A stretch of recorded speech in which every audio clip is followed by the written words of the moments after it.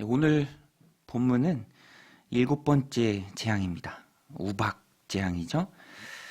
나라를 혼란에 빠뜨리고 막대한 경제적 손실을 가져오며 인간이나 가축들의 생명을 심각한 위협에 초래하는 재앙이 하나도 아니고 7개씩이나 생긴 이유가 무엇입니까?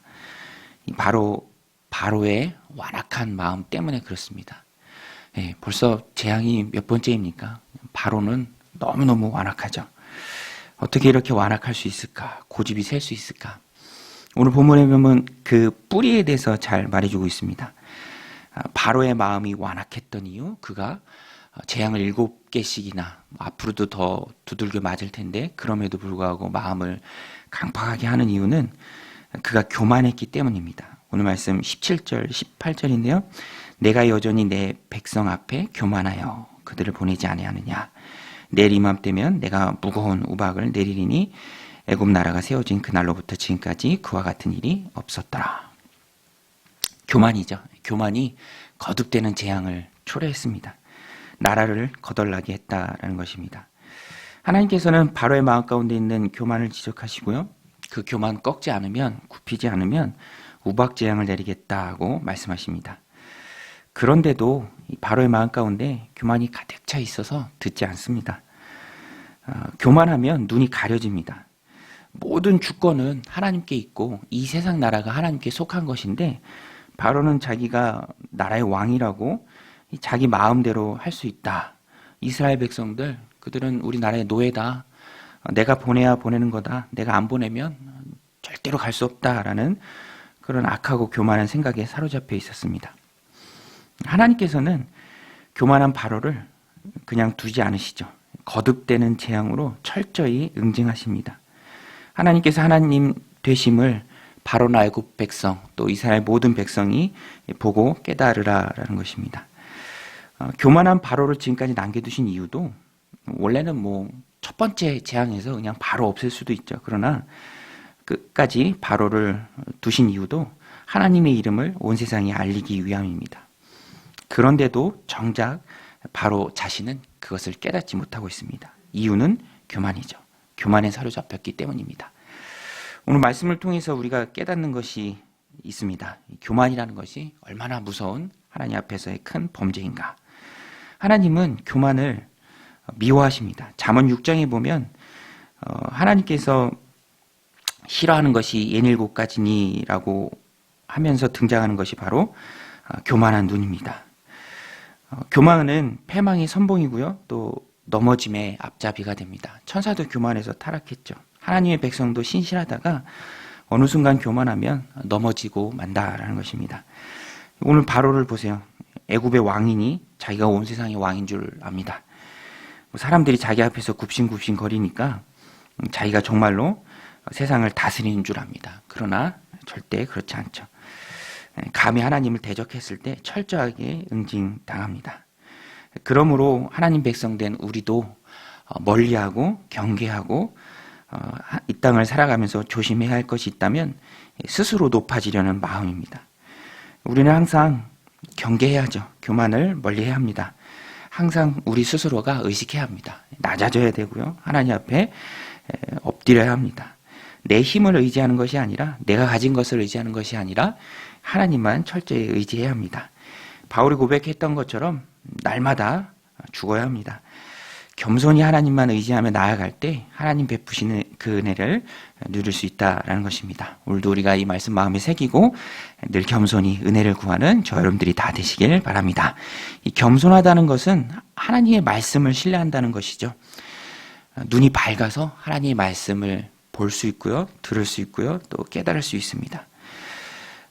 애굽 사람이라 할지라도 하나님께서 어느 순간 긍휼히 여기실 때 그 하나님의 말씀을 듣고 그 하나님의 말씀을 신뢰하고 따르면 임박한 재앙도 피할 수 있습니다. 7번째 재앙에서 독특한 점이 바로 그것이에요.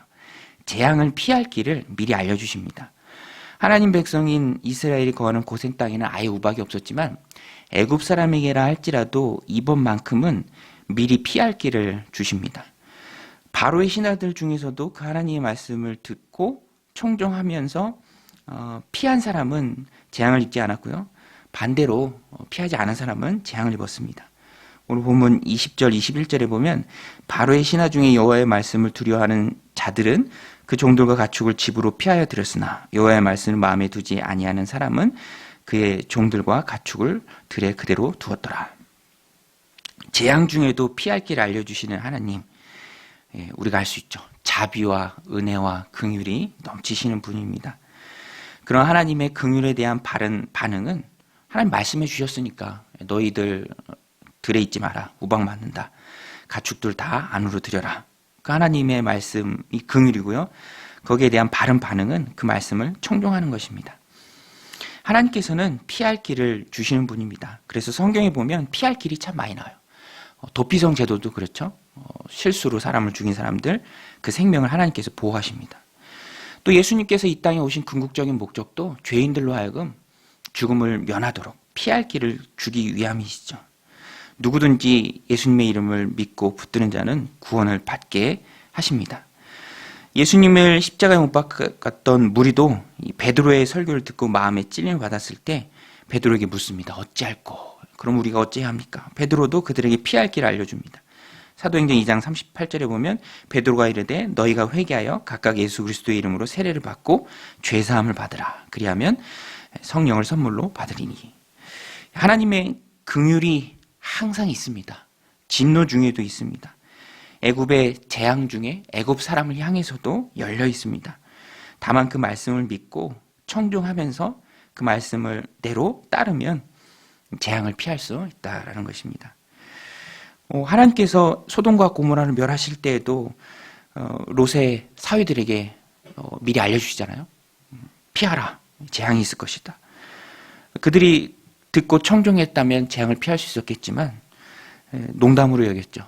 항상 하나님 심판 앞에 예고가 있고요. 피할 길이 있는데 사람들은 항상 두 부류입니다. 그 말씀을 믿고 피하는 사람, 그렇지 않고 무시하고 재앙을 당하는 사람. 우리는 늘 기억해야 합니다. 하나님의 긍휼이 있다. 그리고 우리는 그 긍휼에 기대어 산다. 그리고 사람들에게도 알려줘야죠. 우리 하나님의 자녀이기 때문에 재앙과는 상관없는 사람들이지만 세상을 향한 하나님의 긍휼이 있고요. 그 긍휼 가운데서도 피할 길을 미리 주십니다. 조건은 그 말씀을 듣는 거죠. 듣고 피하는 자가 재앙을 피할 수 있다는 것입니다. 오늘 우리도 우리를 자녀 삼아 주시고 또 긍휼로 우리를 붙들어 주시고 패역한 세상을 향해서라도 안식처로 피난처로 피할 길을 주시는 그 하나님을 우리가 믿고 신뢰하는 저희들의 삶이 되기를 축원드립니다. 이 모세가 또 하늘을 향해서 지팡이를 들 때 하늘에서 우박과 말씀대로 불덩이가 함께 맹렬히 쏟아졌습니다. 거의 이 땅을 막 튀기면서 달리는 것처럼 맹렬한 우박과 불덩이가 함께 섞여서 쏟아졌죠. 그 모습이 굉장히 두렵고요. 그 피해가 어마어마했던 것 같습니다. 두려움에 질린 바로가 겁을 잔뜩 집어먹고 먼저 사람을 보내서 모세와 아론을 불러서 자신의 잘못을 시인합니다. 백성들을 보내겠다. 이스라엘 백성들을 내가 보내겠다라고 약속까지 합니다. 27절에 보면 바로가 사람을 보내어 모세와 아론을 불러 그들에게 이르되 이번은 내가 범죄하노라. 여호와는 의로우시고 나와 나의 백성은 악하도다. 여호와께 구하여 이 우레소리와 우박을 그만 그치게 하라. 내가 너희를 보내리니 너희가 다시는 머물지 아니하리라. 바로가 회개한 걸까요? 그렇지 않죠. 바로는 우박이 그치자 금방 마음을 돌이킵니다. 비와 우박과 우레소리가 그친 것을 보고 다시 마음을 완악하게 합니다. 이런 바로를 보면서 우리가 깨닫는 게 있습니다. 교만의 뿌리가 깊다는 것이고요. 또 사람이 그만큼 간사하다라는 것입니다. 바로는 여전히 교만해서 바뀌지 않습니다. 사람이 바뀌는 것이 절대적인 하나님의 능력이 아니고는 불가능하다라는 것입니다. 세상에서도 흔히 하는 말이 있죠. 야, 사람 고쳐 쓰는 거 아니다. 근데 그게 꼭 맞는 말도 아니지만 꼭 틀린 말도 아닌 것이 사람이 이만큼 쉽게 자신의 상황에 따라서 말을 금방금방 바꿉니다. 각서를 여러 번 쓰고 약속을 해도 그 본성이 쉽게 바뀌지 않죠. 우리는 그래서 이 말씀을 통해서 한 가지 깨달아야 할 것은 세상을 살아갈 때 사람이 쉽게 바뀌지 않기 때문에 그런 사람을 보면서 낙심할 필요가 없다는 것입니다. 원래 그렇다라는 것이죠. 바로를 보세요. 여호와는 의로우시고 나와 백성은 악하다. 이스라엘 백성을 내가 꼭 보내겠다. 우박만 멈춰다오.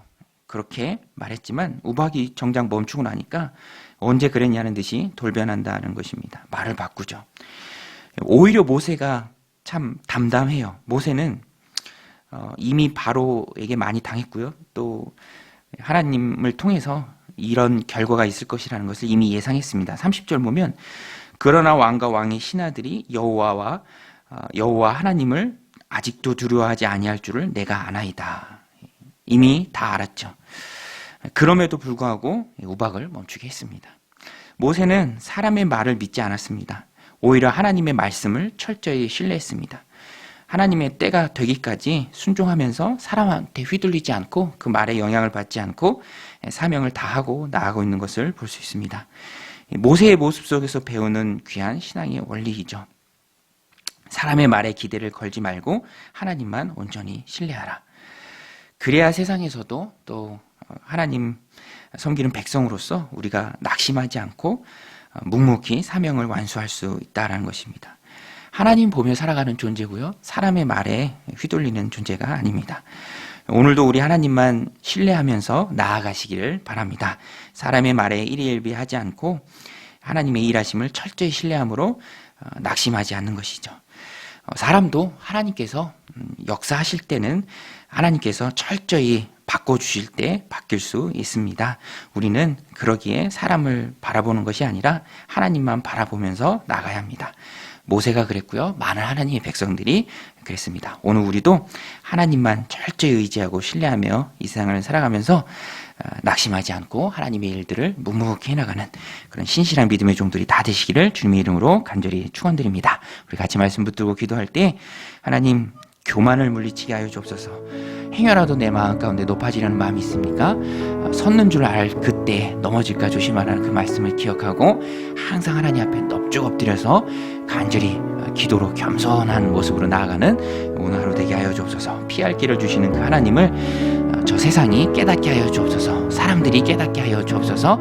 그래서 그들이 임박한 진노를 피하고 주님께로 나오는 그런 놀라운 역사 있게 하여 주옵소서. 우리 또 기도할 때 사람의 말이 아니라 하나님만 신뢰하며 나아가는, 그래서 세상 가운데서 실망하지 않고 좌절하지 않고 낙심하지 않고 그럴 줄 알고 또 오히려 우리 하나님만 더욱 신뢰하는 그런 계기가 되도록 우리의 마음을 붙들어 주옵소서. 코로나가 더 조금씩 넓어지고 있는데 하나님 코로나도 없애주옵소서. 우리 함께 기도하며 나아가겠습니다. 하나님 아버지, 오늘도 저희들 이 새벽